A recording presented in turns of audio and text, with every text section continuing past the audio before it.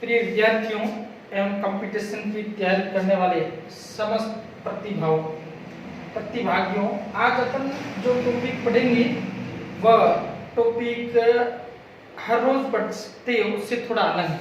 आज अपन है महत्वपूर्ण टॉपिक है जो अपन लगभग 12वीं तक राजस्थान की आरबीएससी बुकों में पढ़ते हैं, उसमें बहुत कम है।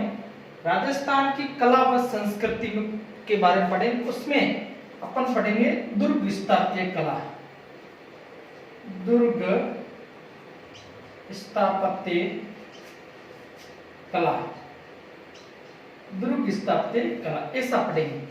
तो दुर्ग स्थापत्य कला है, दुर्ग के बारे में सबसे पहला अपन को जानकारी मिलती है तो अपन राजस्थान के संदर्भ में देखते हैं। तो कालीबंगा सभ्यता में ये दो भागों में विभाजित थी। वहां एक दुर्ग था और दूसरी तरफ आम जनता रहती थी। तो कालीबंगा में दुर्गों के बारे में जानकारी सबसे पहले राजस्थान के संदर्भ में मिलती। उसके बाद में राजस्थान में जो दुर्गों का निर्माण है वह अपन देखते हैं 1192 का तराइन का युद्ध होता है। तराइन के द्वितीय युद्ध के बाद में पृथ्वीराज चौहान तृतीय वह पराजित हो जाता है और उसके बाद में यहाँ पर राजपूत युग वह लगभग खत्म होने कगार पर होता है और मुस्लिम युग की शुरुआत होती है और 1206 में गुलाम वंश की स्थापना होती है। उसके बाद में भारत में भी मुस्लिम युग होता है और यहाँ पर इनका शासन होता है। तो इसके बाद में यहाँ राजस्थान के अंदर है अपनी सुरक्षा के लिए कई दुर्गों का निर्माण किया गया और इन दुर्गों की विशेषता प्रमुख रूप से अपन देखते हैं। तो उसमें राजस्थान की दुर्ग है उसकी क्या विशेषता है, ऐसा प्रश्न है आरएएस की मुख्य परीक्षा में 10 नंबर का पूछ लिया था कि दुर्ग स्थापत्य कला की विशेषताओं के बारे में लिखिए। तो दुर्गों के बारे में सबसे पहला सुदृढ़ प्राचीर थी। दुर्ग सुदृढ़ प्राचीर ये दुर्गों की विशेषता थी। दूसरा विशाल परकोटा, दुर्गों में क्या था, विशाल परकोटा बना होता था, परकोटा। 3 नंबर अपन देखते हैं अभेद बुर्ज, जिसको भेदा नहीं जा सके, अभेद बुर्जों का निर्माण होता है दुर्गों में। उसके बाद में दुर्ग के अंदर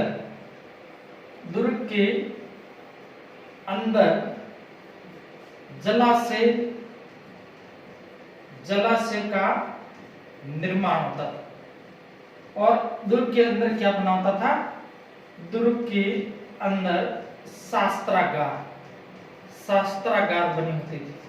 उसके बाद में राजप्रसाद, दुर्ग के अंदर, दुर्ग में कई दुर्गों में मंदिर तथा मस्जिदों के बारे में जानकारी मिलती है। क्या बने होती थी, मंदिर तथा मस्जिद भी दुर्गों के अंदर बने होते थे। उसके बाद में दुर्गों के चारों तरफ खाई का निर्माण था। कई दुर्गों में चारों तरफ क्या बने थे, खाई बनी थी। ये इस प्रकार है राजस्थान की दुर्ग स्थापत्य कला की ये विशेषता रही। ये ऐसा प्रश्न पूछा गया, बड़ा आरएएस मुख्य परीक्षा में प्रश्न पूछ लिया कि राजस्थान दुर्ग स्थापत्य कला की विशेषताओं का वर्णन कीजिए। तो ये अब अपन देखते हैं आगे। तो ये दुर्ग राजस्थान, अब सबसे पहले अपन देखते हैं कि दुर्ग होते कितने प्रकार के। तो ये प्रमुख रूप से 2 विद्वानों ने अलग अलग रूप से दुर्गों के बारे में बताया। तो सबसे पहले कौटिल्य 4 प्रकार के दुर्गों का वर्णन करता है। कौटिल्य चंद्रगुप्त मौर्य के दरबार में था। कौटिल्य जिसने अर्थशास्त्र पुस्तक लिखी थी। कौटिल्य विष्णुगुप्त और चाणक्य नाम से प्रसिद्ध। कौटिल्य 4 प्रकार के दुर्गों का वर्णन करता है। कौटिल्य कितने प्रकार के दुर्ग बताता है, 4 प्रकार के दुर्ग बताता है। नंबर 1 मोस्ट, ये औद्योगिक दुर्ग क्या होता है, औद्योगिक दुर्ग कौन से कहते हैं, जल दुर्ग का हो या औद्योगिक दुर्ग एक ही, ये ध्यान रखना। उसके बाद दूसरा वह कौन सा दुर्ग बताता है, दूसरा वह बताता है गिरि दुर्ग या इसको कहता है पर्वतीय दुर्ग, पर्वत दुर्ग जिसको कहते हैं। उसके बाद 3 नंबर वह वन दुर्ग और 4 नंबर वह कौन सा बताता है, धावन या धानवन दुर्ग, ये कौटिल्य कितने प्रकार के दुर्गों का वर्णन करता है? 4 प्रकार के दुर्गों का वर्णन। और उसके बाद में शुक्र नीति सार में शुक्र एवं 9 प्रकार के दुर्गों का वर्णन करता है, राज्य के 7 सप्तांग अंग बताता है और ये उसमें दुर्ग को भी एक राज्य के अंग के रूप में बताता है। उसके बाद में कौन सा है? शुक्र नीति सार में 9 प्रकार के दुर्गों का वर्णन है। कितने प्रकार के दुर्ग है? 9 प्रकार के दुर्ग है, ये ध्यान रखना। अब अपन देखते हैं कौन कौन से दुर्ग है। सबसे पहले इसमें कौन सा ले लेते हैं? जल दुर्ग। इसमें ये सभी इसमें वापस है। उसके बाद में नंबर 2 अपन ले लेते हैं। इसके बाद में गिरि दुर्ग या पर्वत दुर्ग। ये 3 नंबर अपन लेते हैं वन दुर्ग। ये और 4 नंबर धानवन दुर्ग। ये 5 नंबर पर बताता है एरन दुर्ग। कौन सा दुर्ग है? एरन दुर्ग। 6 नंबर उसके बाद वो बताता है पारीख दुर्ग। पारीख दुर्ग 6 नंबर, 5 नंबर, 6 नंबर, 7 नंबर पारिध दुर्ग। पारिध दुर्ग। उसके बाद में 8 नंबर पर बताता है एरन दुर्ग। एरन दुर्ग 4 5 6 7 8 एरन दुर्ग हो गया। 8 नंबर पर कौन सा बताता है? सैन्य दुर्ग। और 9 नंबर पर बताता है सहाय दुर्ग। तो कितने प्रकार के शुक्र नीति सार में कितने प्रकार के दुर्गों का वर्णन किया गया है? 9 प्रकार के दुर्ग वह बताए गए। ऐसा आपको ये प्रमुख रूप से दुर्गों का वर्गीकरण कौन करता है? कौटिल्य। कौटिल्य कितने प्रकार के दुर्ग बताता है? 4। औदक ध्यान रखना, किस दुर्ग को कहा जाता है? जल दुर्ग को औदक दुर्ग कहते। और शुक्र नीति सार में कितने प्रकार के दुर्ग है? 9 प्रकार। अब अपन देखते हैं 9 प्रकार के दुर्ग कौन सी किस श्रेणी में आते हैं। सबसे पहले अपन ये देखते हैं कौन कौन से दुर्ग है। जैसे जल दुर्ग, चारों तरफ जल राशि से घिरा हुआ दुर्ग कौन सा कहलाता है? जल दुर्ग। पहला अपन लेते हैं जल दुर्ग। प्रश्न पूछेंगे निम्न में से कौन सा जल दुर्ग है? चारों तरफ जल राशि से घिरा, जल राशि से घिरा दुर्ग जल दुर्ग कहलाता है। दुर्ग कहलाता है। उदाहरण कौन सा है? जल दुर्ग अपन लेंगे गागरोन का दुर्ग। जैसे गागरोन का दुर्ग कौन सी नदी है? काली सिंध प्लस आहू नदियों के संगम पर गागरोन का दुर्ग झालावाड़ में। ये किस श्रेणी में आएगा? जल दुर्ग की श्रेणी में आएगा। दूसरा कौन सा है? गिरि दुर्ग, जिसको कहते हैं पर्वत दुर्ग। पहाड़ी पर, पहाड़ी या पर्वतों पर जिस दुर्ग का निर्माण होता है, पहाड़ी पर जिस दुर्ग का निर्माण होता है उसे गिरि दुर्ग कहते हैं। दुर्ग कहते हैं। इसमें प्रमुख रूप से कौन सा आएगा? इसके अंदर अपन देख लेते हैं चित्तौड़गढ़। चित्तौड़गढ़ का किला सभी श्रेणी में आता है, एक मात्र कौन सी श्रेणी में? धान श्रेणी में नहीं आता। चित्तौड़गढ़ है, मेहरानगढ़ है, गढ़ आदि, ये इसके अंतर्गत आती है। अब आगे अपन देखते हैं इसके बाद में तीसरा है वन दुर्ग।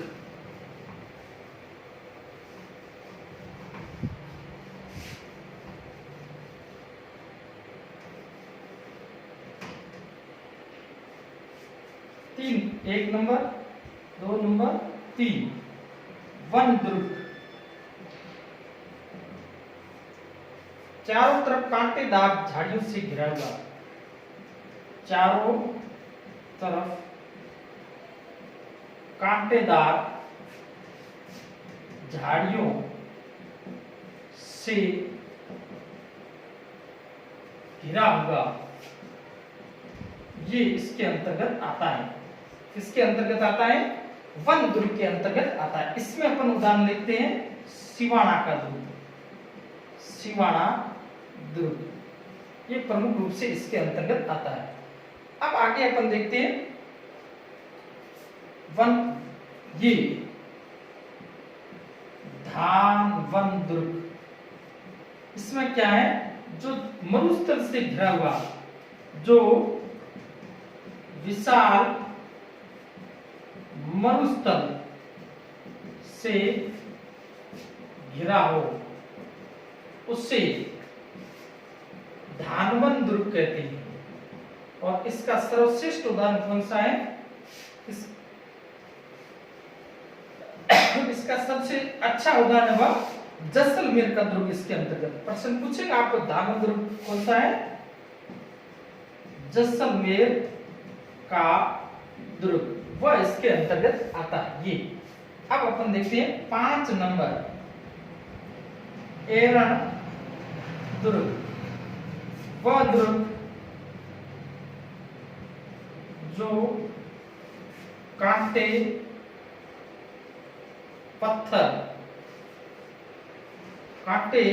पत्थर से, पथरीली जमीन से, पथरीली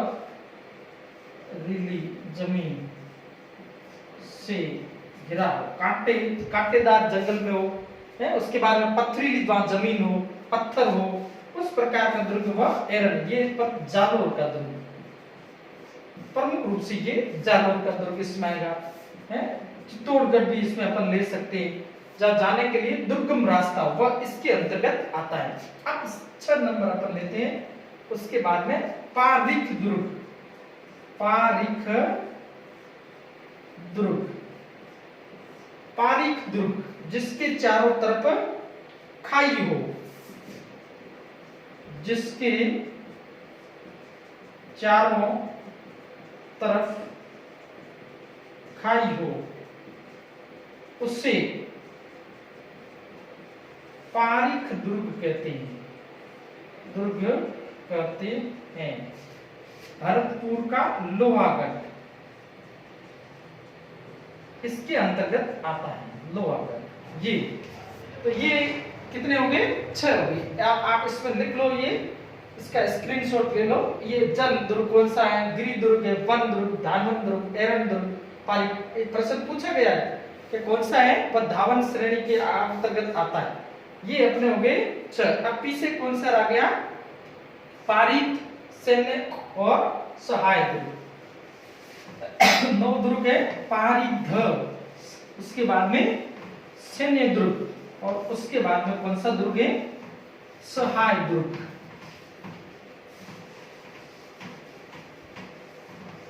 नौ प्रकार के दुर्गों का वर्णन है, अलग अलग रूप से आपको ये याद करना है।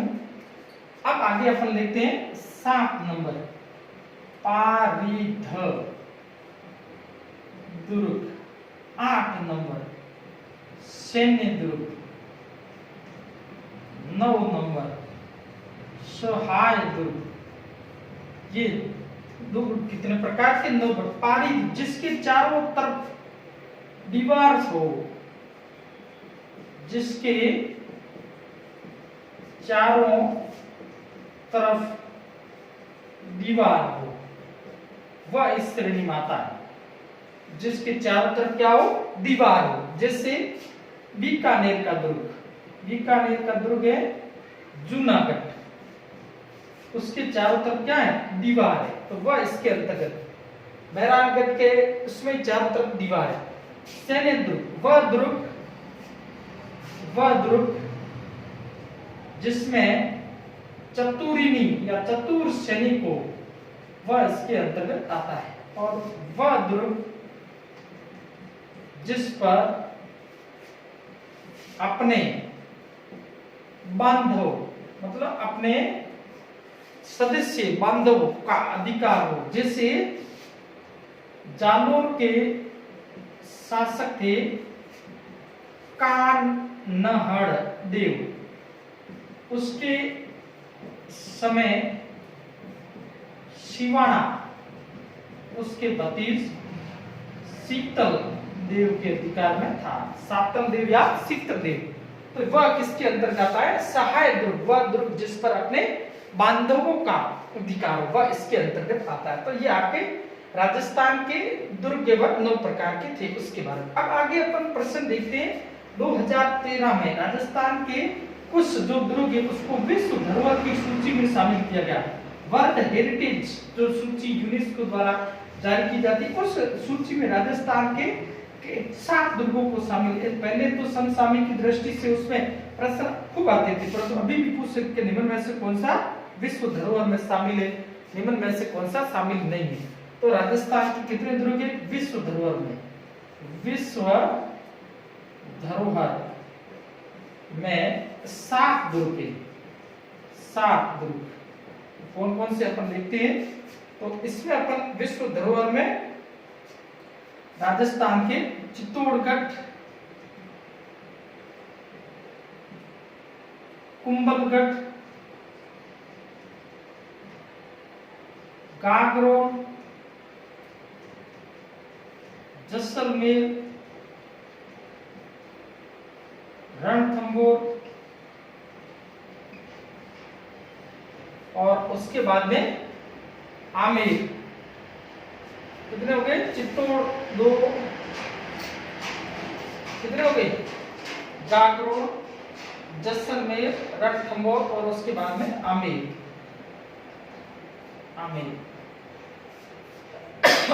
इन सभी को किसमें शामिल किया गया है?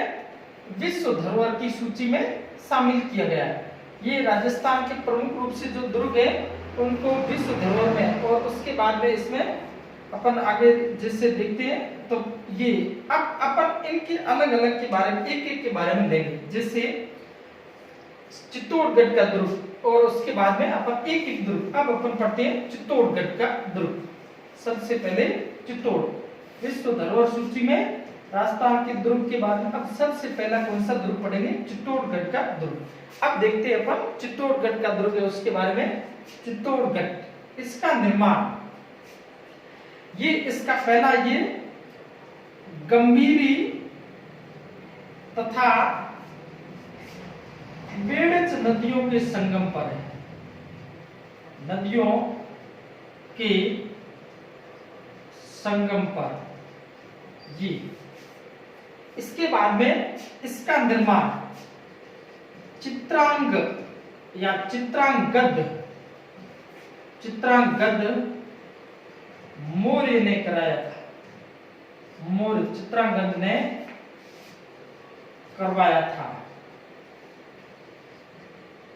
12वीं शताब्दी के लगभग या इस पर गुहिलों ने अधिकार कर लिया था।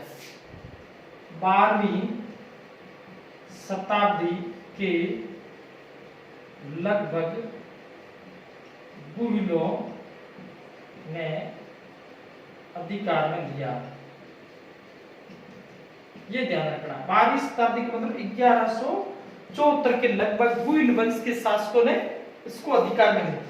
इससे पूर्व ये है कि 734 में मौर्य राजा मान मौर्य को पराजित कर बप्पा रावल ने इस दुर्ग पर अधिकार किया था। दुर्ग पर ऐसी भी जानकारी मिलती है, अधिकार किया था। ये 734 में मौर्य था, मान मौर्य को पराजित किया था बप्पा रावल, चार्ल्स मार्टिन के नाम से प्रसिद्ध बप्पा रावल, जिसका मूल नाम है वह काल भोज था। तो उसके समय ये किया। अब आगे अपन इसके बारे में और देखते हैं। चित्तौड़गढ़ है वह राजस्थान का सबसे बड़ा लिविंग फोर्ट है। राजस्थान का प्रथम लिविंग फोर्ट,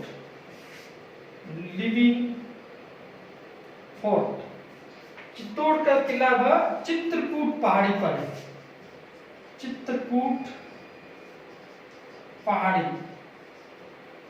पर है, ये ध्यान, इसलिए इसको क्या कहा जाता है? चित्रकूट भी कहा जाता है। चित्रकूट, इस दुर्ग को क्या कहते हैं? चित्रकूट का दुर्ग भी कहते हैं, ये ध्यान रखना। अब उसके बाद में यहाँ पर इस दुर्ग के बारे में ये कहा जाता है कि ये 3 शाखों के लिए प्रसिद्ध है। कितने शाखे हुए? 3 शाखे। इस दुर्ग की कितने शाखे? 3 शाखों के लिए प्रसिद्ध। 3 शाखों के लिए कौन सा प्रसिद्ध है? चित्तौड़गढ़ का दुर्ग वह 3 शाखों के लिए प्रसिद्ध है। अब 3 शाखे वह सबसे पहले 1303 ईस्वी में, ये राजस्थान का दूसरा शाखा। इस समय किसने आक्रमण किया था? अलाउद्दीन खिलजी ने आक्रमण किया। और उस समय यहाँ चित्तौड़गढ़ का राजा था वह था रतन सिंह। कैसा नाम क्या था? रतन सिंह। रतन सिंह की रानी का नाम था पद्मिनी। ये सियल प्रदेश के गंधर्व सेन की पुत्री थी। ये सियल प्रदेश के, तो इसके समय, और दूसरा इसके समय ये चित्तौड़गढ़ का दुर्ग है, ये मालवा तथा गुजरात के मार्ग पर आता था। मालवा तथा गुजरात के मार्ग पर आता था। इसलिए सामरिक दृष्टि से महत्वपूर्ण है। सामरिक दृष्टि से महत्वपूर्ण था ये दुर्ग, महत्वपूर्ण दुर्ग था। तो उस समय सामरिक दृष्टि से बहुत महत्वपूर्ण दुर्ग कौन सा दुर्ग था? चित्तौड़गढ़ का दुर्ग। और अब इस पहला शाखा 1303 में अलाउद्दीन खिलजी आक्रमण करता है। और उस समय यहाँ का शासक कौन होता है? यहाँ का शासक है वह रतन सिंह होता है। और अलाउद्दीन खिलजी वह रतन सिंह को पराजित कर देता है। और इस समय इसके 2 सेनापति वह गोरा व बादल वह क्या होते हैं? वीर गति को प्राप्त होते हैं। गोरा बादल वीर गति को प्राप्त होते हैं। और उसके बाद में इसकी रानी पद्मिनी के द्वारा क्या किया जाता है? जोहर किया जाता है। और इनके द्वारा केसरिया किया जाता है। ये राजस्थान का दूसरा शाखा और चित्तौड़गढ़ का प्रथम शाखा था। और इसके बाद में ये दुर्ग वह अपने अलाउद्दीन खिलजी अपने पुत्र किसको दे देता है? खिज्र खां के नाम पर। इसका नाम क्या रख देता है? खिजराबाद। क्या नाम रखता है? इसका नाम है खिजराबाद। इस नाम से इस दुर्ग को जानते हैं, खिजराबाद के नाम से इसको जाना जाता है।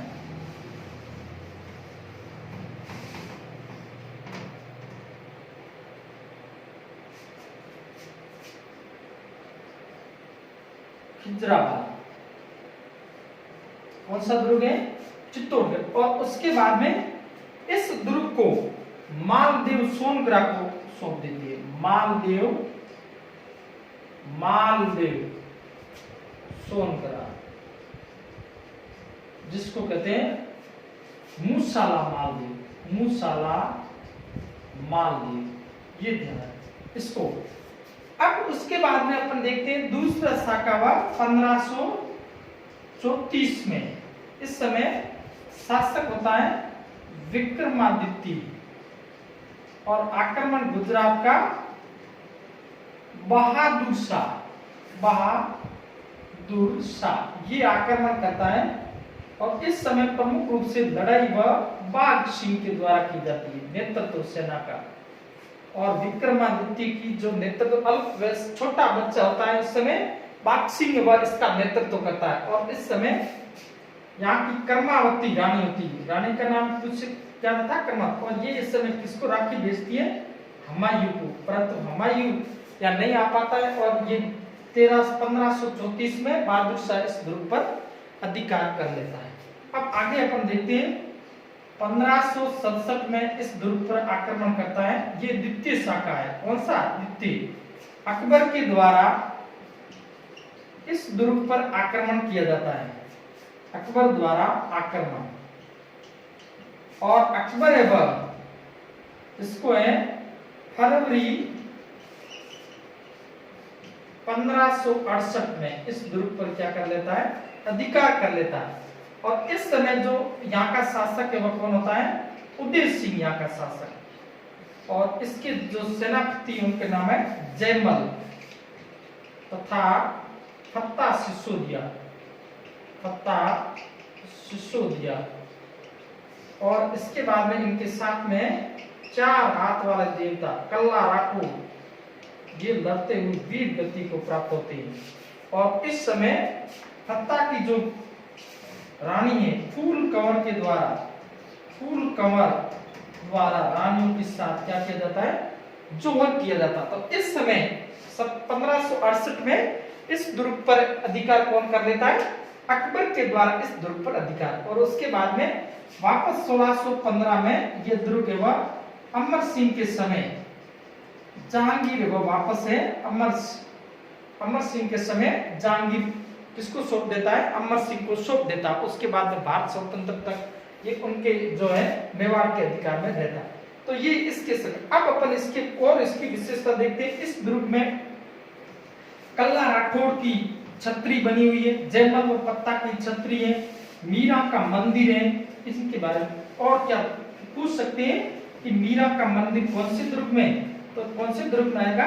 चित्तौड़गढ़ के दुर्ग में, चित्तौड़गढ़ के दुर्ग में। ये 3 शाखे हो गए। अब यहाँ पर क्या है? मीरा का मंदिर इस दुर्ग में, तुलजा भवानी का मंदिर भी इस दुर्ग में। आगे अपन देखते हैं। इसके बाद में कल्ला राठौर की छतरी, जयमल तथा फत्ता की छतरी भी यहाँ बनी हुई है। और इस दुर्ग में किसका निर्माण है? विजय स्तंभ का निर्माण महाराणा कुंभा द्वारा करवाया गया था। कितने? 120 फुट है। कितनी मंजिल है?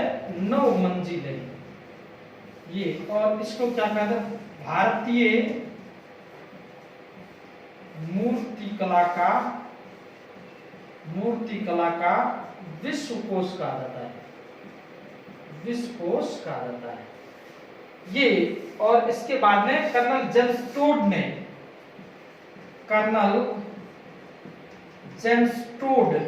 ने इसको विजय स्तंभ को इसको रोम का टार्जन का था, रोम का टार्जन के नाम से विजय स्तंभ का। और उसके बाद में 7 मंजिला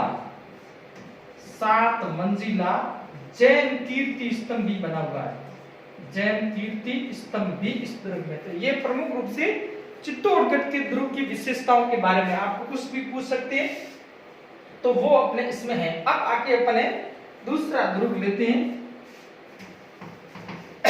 तो अपन लेते हैं जैसलमेर का दुर्ग। जैसलमेर किस श्रेणी में आता है? सर्वश्रेष्ठ धावन श्रेणी में जो दुर्ग आता है वह कौन सा है? जैसलमेर का दुर्ग।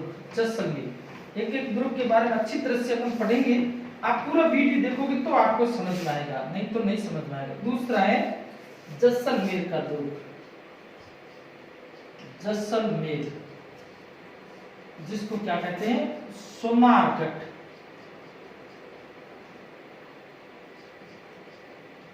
जिसको कहते हैं सवर्ण गिरी। ये इन सोनारगढ़ भी कहा जाता है और सवर्ण गिरी के नाम से जाना जाता है। और ये कितने 2.5 शाकों के लिए प्रसिद्ध है। 2.5 शाकों के लिए प्रसिद्ध कौन सा दुर्ग है? 2.5 शाखे किस दुर्ग में?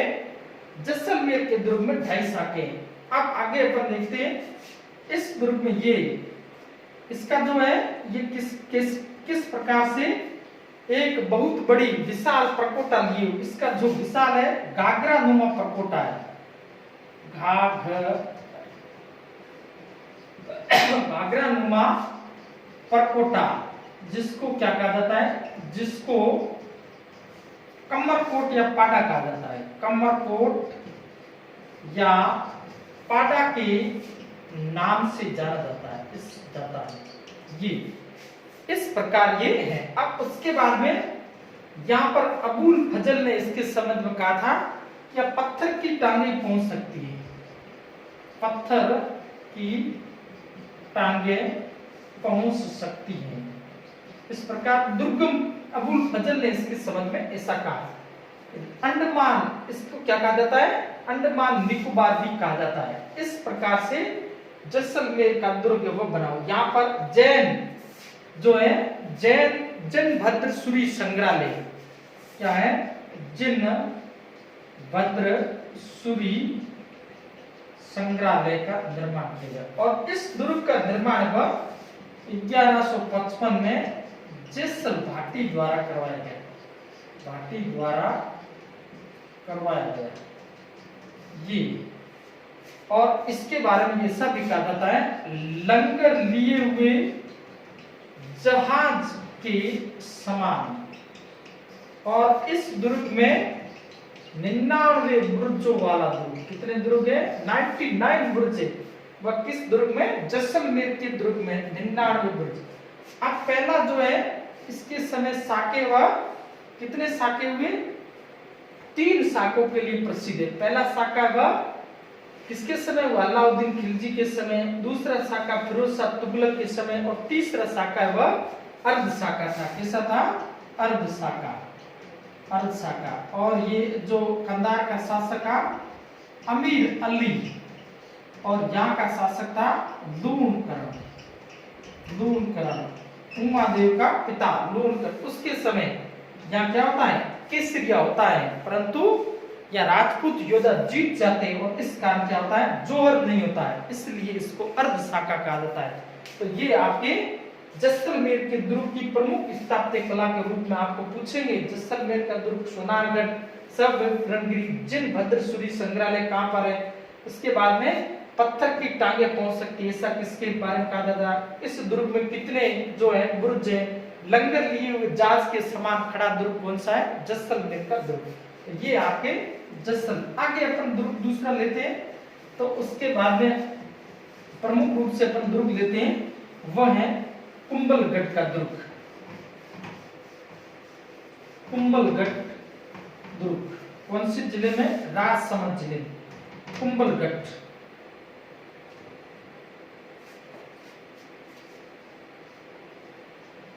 कुंभलगढ़ जिले का नाम राजसमंद।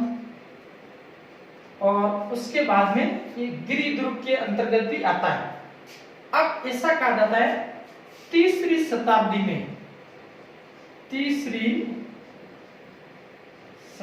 में मौर्य राजा संप्रति, अशोक का दूसरा पुत्र संप्रति ने इस दुर्ग का निर्माण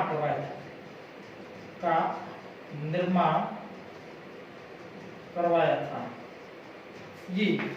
उसके बाद में इस दुर्ग का है वह 1448 से 58 तक कुंभा ने इसका वापस निर्माण कराया। महाना कुंभा ने पुनर्निर्माण करवाया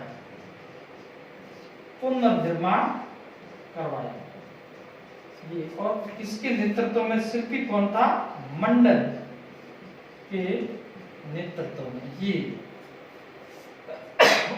और इसको है मेवाड़ की चरण स्थली भी कहा जाता है, स्थली कहते हैं। कौन से दुर्ग को कहते हैं, कुंभलगढ़ दुर्ग को मेवाड़ की चरण स्थली के नाम से भी इसको जानते हैं। आगे अपन देखते हैं इसके बारे में। इस दुर्ग के अंदर, इस दुर्ग में अंदर दुर्ग बना हुआ है, उसका नाम है कटारगढ़। अंतर दुर्ग, इस दुर्ग के अंदर दुर्ग है, उसका नाम है कटारगढ़। और कटारगढ़ में क्या है, बादल महल। और बादल महल में महाराणा प्रताप का जन्म हुआ था ये बादल महल में। और उसके बाद में उदय सिंह को पन्नाधाय ने इसी दुर्ग में रखा था, यहां पर इस दुर्ग में रखा था। और उसके बाद में उड़ना पृथ्वीराज की यहाँ छतरी बनी हुई है ऐसा। और उसके बाद में अपन कुंभलगढ़ के संबंध में अबुल फजल ने कहा है, अबुल फजल क्या कहता है, इस दुर्ग को देखने पर, इस दुर्ग को देखने पर सिर की पगड़ी गिर जाती है। ऊपर देखते तो सिर की पगड़ी गिर जाती है। ये ऐसा इसके संबंध में कहा गया है, ये ऐसा इस कुंभलगढ़ के दुर्ग में। यहाँ पर झाली झाली झाली रानी का महल है, झालिया रानी का महल बना हुआ है इसके अंदर। अब आगे इसके बाद देखते हैं, कर्नल जन स्टोर ने इसको एस्ट्रूकन कहा। एस्ट्रूकन ऐसा भी प्रश्न पूछ सकते हैं कि कर्नल जन स्टोर ने इसके संबंध में क्या कहा, एस्ट्रूकन कहा। तो ये आपके कुंभलगढ़ के दुर्ग में इस यहाँ पर है हल्दी घाटी की जो योजना है, महाराणा प्रताप ने इसी दुर्ग में बनाई थी। हल्दी घाटी युद्ध की योजना, हल्दी घाटी युद्ध की योजना महाराणा प्रताप ने कौन से दुर्ग में बनाई थी, कुंभलगढ़ के दुर्ग में बनाई थी योजना। अब आगे अपने इसके बाद में दूसरे दुर्ग वह कल पढ़ेंगे। तो ये प्रमुख रूप से राजस्थान के स्थापत्य आगे अपन दुर्ग पढ़ेंगे, वह है तारागढ़ का दुर्ग है, अकबर का किला है, उसके बाद आमेर का किला है, जयगढ़ का किला है, गागरोन का किला है, कई अभी मेहरानगढ़ का, जूनागढ़ किला, उस कई दुर्गों के बाद एक दुर्ग अपन और ले लेते हैं, जैसे अकबर का किला। ये इस किले का निर्माण है वह अकबर के द्वारा करवाया गया। ये अकबर का किला है, ये कहां पर है, अजमेर में स्थित है। इसके बारे में देख लेते हैं, एक दुर्ग और ले लेते हैं, अकबर का किला कहां पर है, अजमेर में, ध्यान रखना है, अजमेर एक नंबर। उसके बाद इसको क्या कहा जाता है, मैगजीन दुर्ग या दौलत खाना कहते हैं। दौलत खाना के नाम से कौन सा दुर्ग है, अकबर का किला, इसको मैगजीन दुर्ग या दौलत खाना भी कहा जाता है। उसके बाद में अपन देखते हैं इसका निर्माण, इसका निर्माण ख्वाजा मुइनुद्दीन चिश्ती की स्मृति में अकबर ने करवाया, अकबर ने करवाया था ये। उसके बाद में जहांगीर इस दुर्ग में मेवाड़ की अधीनता में लाने के लिए जहांगीर तीन बार इस दुर्ग में ठहरा था ये। और उसके बाद में इसको ये जैसे अकबर के सेनापति मान सिंह ने हल्दी घाटी युद्ध की योजना इसी दुर्ग में बनवाई थी। ये हल्दी घाटी अकबर ने किस दुर्ग में, अकबर के किले बने। और उसके बाद में 10 जनवरी 1616 में सर थॉमस रो इसी दुर्ग में जहांगीर से मुलाकात की थी। ये इसी दुर्ग में सर थॉमस रो जहांगीर से क्या करता है, मुलाकात करता है। ये तो कौन सा दुर्ग है, अकबर का किला। उसके बाद में 1801 में अंग्रेजों ने इसको राजकीय संग्रहालय या शास्त्रागार बना दिया, संग्रहालय या शास्त्रागार, इसको शस्त्र अंग्रेजों ने इसको बनाया। तो ये आपके प्रमुख रूप से मैगजीन दुर्ग कौन सा है, किस जिले में, अजमेर। दौलत खाना भी कहा जाता है, निर्माण किसने करवाया, अकबर ने करवाया। ये इसके बारे में प्रमुख रूप से हैं। और 3 बार जहांगीर ठहरा था इसमें मेवाड़ को अधीनता में स्वीकार लाने के लिए। अकबर ने हल्दीघाटी युद्ध की योजना पर इसी दुर्ग में 10 जनवरी 1600, आपको प्रश्न पूछेंगे कि सर टॉमस रो ने कौन से दुर्ग में जहांगीर से मुलाकात की, तो ये आपके मैगजीन दुर्ग या अकबर के किले। तो आज इतना है, इससे आगे अपन कल। तो जितना आपको पढ़ाते हैं उस वीडियो को पूर्ण रूप से देखो, उसके बाद में आप सकारात्मक के साथ सकारात्मकता के साथ मेहनत करो तो अपने आप में सफलता मिलेगी। आपको किसी प्रकार का बर्डन नहीं लेना है, किसी प्रकार की ऐसा नहीं है आप मन के अंदर विचार करके बैठ जाओगे मैं क्या करूं, तो वैसा संभव नहीं। आप तो बिल्कुल है सकारात्मकता के साथ तैयारी कीजिए, आपका सिलेक्शन होगा पक्का।